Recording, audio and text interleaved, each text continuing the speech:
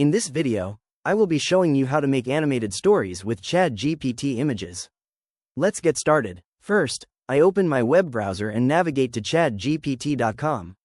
Once the page loads, I move my cursor to the left-hand menu and click on the More button to expand the options. From the drop-down list, I select Images to open the image generation tool. Now, I click on the text box that says Describe a new image and I paste my detailed story generation prompt.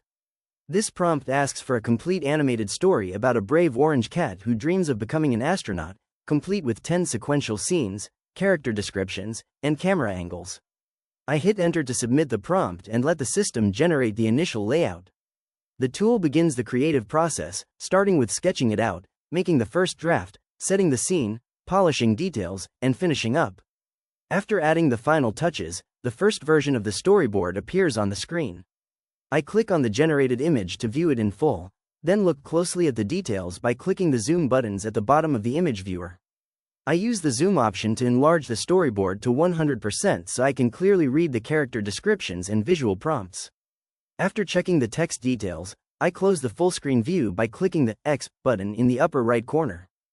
To adjust the aspect ratio of the generated storyboard for a different layout, I click on the Aspect Ratio option in the top tool menu.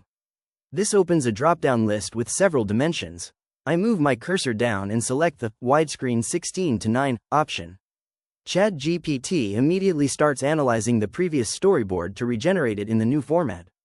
The generator cycles through its usual phases, sketching it out, making the first draft, setting the scene, polishing details, finishing up, adding final touches, and making one last tweak.